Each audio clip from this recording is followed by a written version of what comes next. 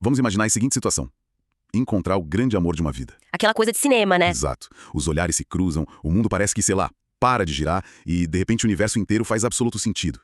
É o ápice do romance. O sonho de muita gente. Mas aí, vamos avançar a fita alguns anos e imaginar a descoberta de que essa mesmíssima pessoa se tornou o alvo do ódio mais profundo e enraizado possível. Nossa, é uma quebra de expectativa gigantesca. E a parte mais assustadora é imaginar que, segundo uma perspectiva fascinante que a gente vai explorar hoje, a culpa não é de nenhum dos dois. Olha. Não é falta de caráter, não é destino cruel. É pura e simples física, uma verdadeira, digamos assim, física das emoções. Olha, essa é uma excelente forma de dar o pontapé inicial na nossa investigação de hoje. Porque, para quem nos acompanha agora, essa transição abrupta do amor pro ódio pode soar como um absurdo, né? Ou até um fracasso pessoal. Com certeza. Mas o material que a gente tem em mãos propõe exatamente o contrário. Exatamente. O nosso foco hoje é um documento muito intrigante, intitulado O Amor por Giacomo.docs. Um título curioso por si só. Sim. E logo nas primeiras linhas, o material lança uma daquelas perguntas existenciais que tem o poder de tirar o sono de qualquer ser humano. Aquelas que fazem a gente olhar pro teto de madrugada. Isso. Pensemos bem. Em um planeta com bilhões de pessoas, por que a humanidade insiste em dedicar uma jura de amor eterno e exclusivo a apenas um único ser? É uma matemática meio doida se a gente for analisar friamente. Será que essa ideia de amor romântico absoluto não passa de uma fábula?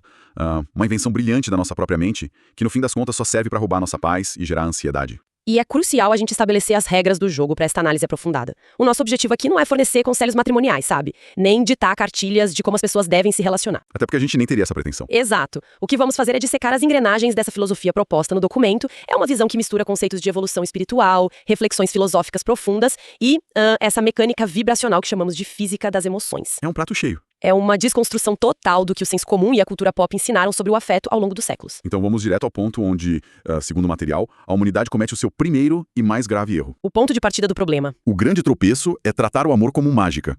Como se fosse um feitiço de conto de fadas que cai do céu, sabe? Aquela coisa meio passiva, né? Isso. Mas o documento apresenta uma definição completamente diferente. Ele diz que o amor não é mágica, é uma sintonia. Sintonia. Essa palavra é chave. E o mais interessante é que essa sintonia faz parte de uma escala infinita, imensurável, onde cada degrau corresponde a um estado específico da alma. É como se fosse uma escadaria sem fim. Ou seja, a afeição imediata que rola ao conhecer alguém é real, podendo ser tanto física quanto espiritual. Mas, e aqui entra a minha primeira confusão com o material. Ele faz um alerta muito severo sobre ter cautela. Um belo de um freio de mão. Ele pede para não sair revelando tudo o que se pensa e sente logo no primeiro momento, justamente para evitar cair em contradições. Sim, o texto é bem claro nisso. Mas espera aí, se finalmente ocorre o encontro da sintonia certa, por que pisar no freio? Não era para celebrar? Olha, é uma ótima pergunta, porque parece mesmo contraintuitivo. Mas a chave para entender isso está na própria palavra sintonia. Certo, vamos desempacotar essa ideia. O que é fascinante aqui é que, quando a empolgação inicial toma conta, é muito fácil confundir um degrau puramente físico ou uma atração superficial com uma conexão espiritual profunda. Ah, a famosa confusão entre atração e alma. Exato. O material alerta sobre a cautela justamente para dar tempo ao tempo. Ao revelar absolutamente todos os sentimentos e pensamentos de forma precipitada, cria-se um comprometimento emocional gigantesco, né? Um castelo de cartas. E baseado em um degrau que talvez ainda não tenha sido totalmente compreendido.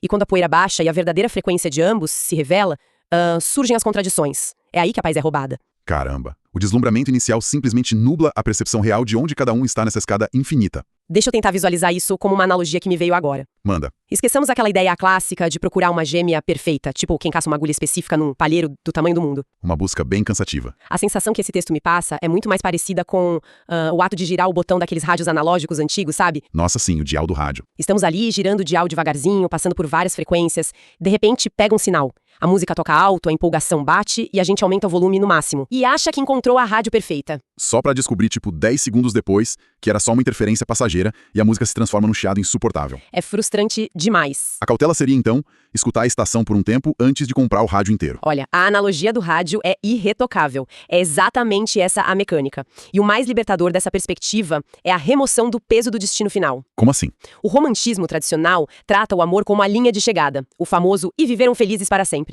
Mas o documento subverte essa lógica por completo. Ele tira a pressão. O amor aqui é o próprio mecanismo de subida. Ele revela as posições das criaturas e ensina a verdade gradualmente. Não é um estado estático, sabe? É um processo dinâmico e contínuo de aprendizado. Mas, pera, isso nos leva a um território meio espinhoso. Lá vem. Se o amor é essa busca pela sintonia fina, o que acontece quando a gente gira o botão do rádio e a primeira coisa que escuta é estática, pura? O chiado total. Sabe quando conhecemos alguém e a energia simplesmente não bate?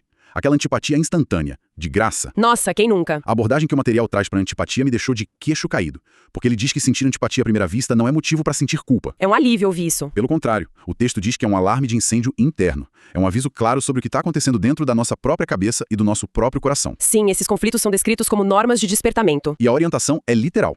Pare e medite. Faça uma pausa até que os processos educacionais da vida tragam entendimento. E há um detalhe linguístico fascinante na forma como o texto aborda o outro lado dessa equação.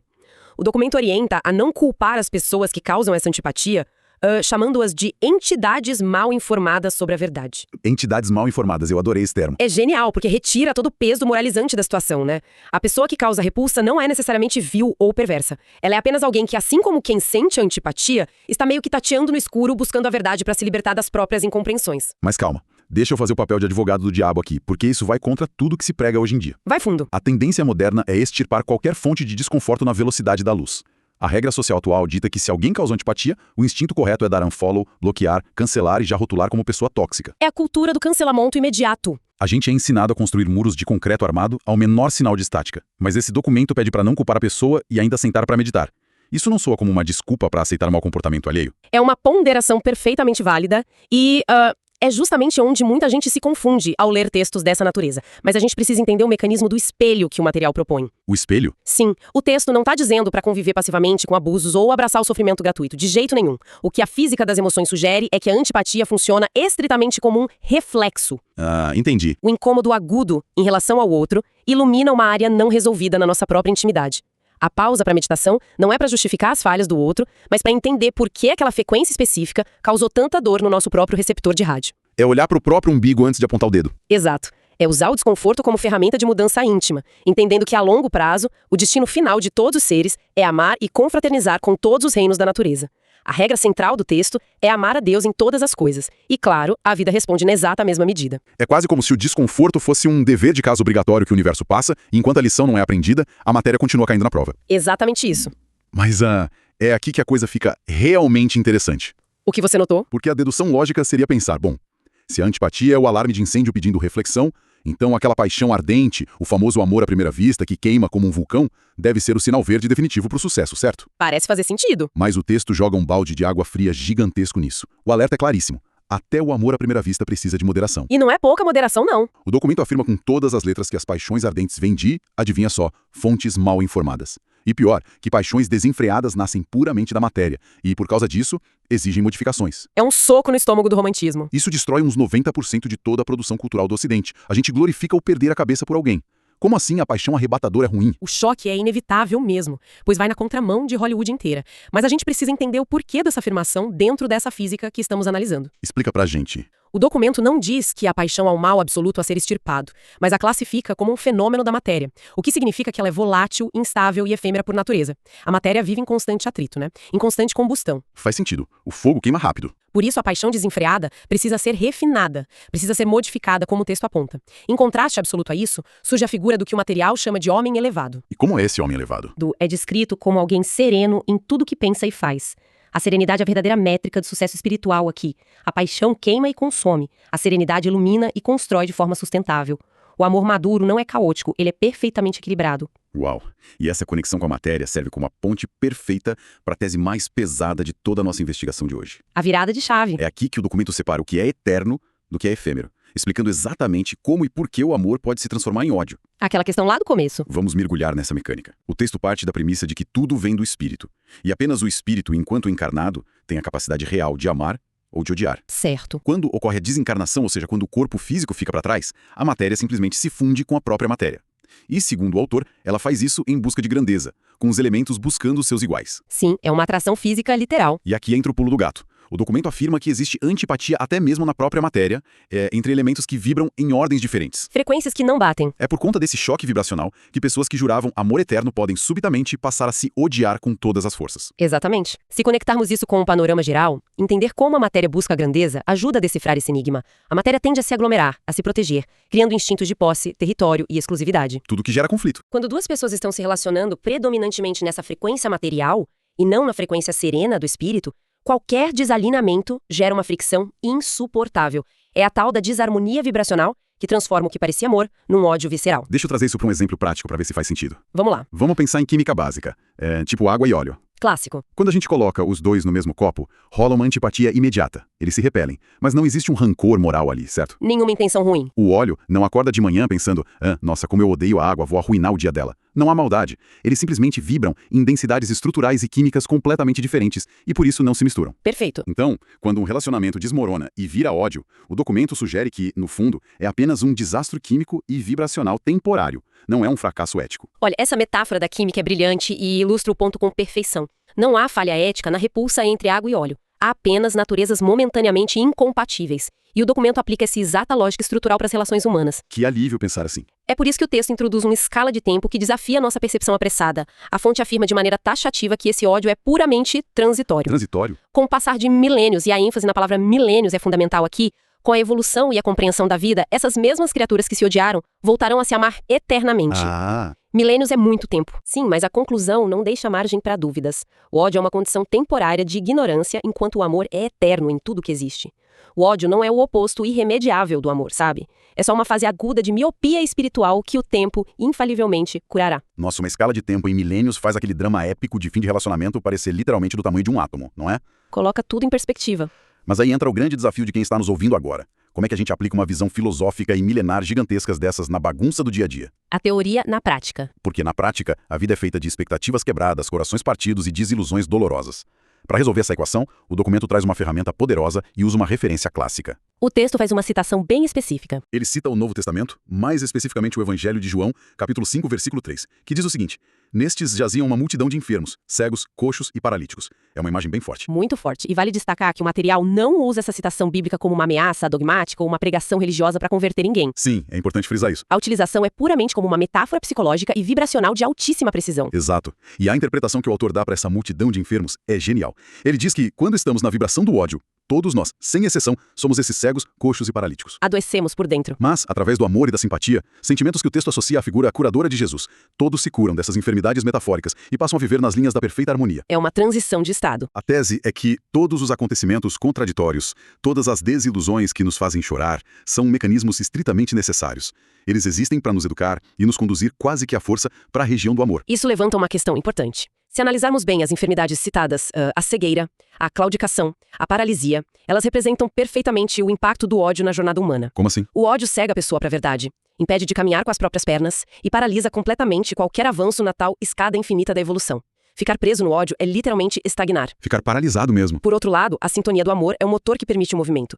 E a consequência prática mais espetacular que o documento tira de tudo isso é uma regra de ouro sobre o comportamento humano. Então, o que tudo isso significa? A grande lição prática que amarra toda essa teoria. A conclusão final. O texto conclui que não se pode, sob hipótese alguma, julgar ninguém que deixou de amar uma pessoa de quem antes gostava muito.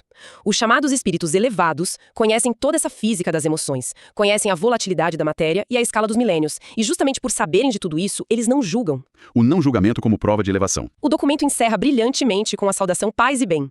Então, resumindo a ópera, o material nos entrega o antídoto perfeito contra o veneno do julgamento. A transição afetiva de alguém ou o fim de um relacionamento deixa de ser vista como um crime moral ou um fracasso imperdoável. Passa a ser entendida como uma engrenagem educacional perfeitamente calibrada, trabalhando no tempo necessário e a ausência de sentimentos, sabe? É a presença de uma compreensão muito mais profunda sobre como a mecânica do universo funciona. E assim, a gente chega ao momento de tentar envelopar tudo o que descobrimos nesse mergulho profundo. Passar a régua. A nossa investigação de hoje começou com uma dúvida cortante. Seria o amor exclusivo apenas uma fábula criada para nos tirar a paz? E a resposta foi surpreendente. A resposta que desenrolamos através do documento é que a verdadeira fábula é a nossa expectativa imediatista, aquela pressa de resolver a eternidade em 5 minutos. Exato. Vimos que a antipatia repentina não é um inimigo externo a ser destruído, mas um espelho valioso refletindo as nossas próprias lições atrasadas.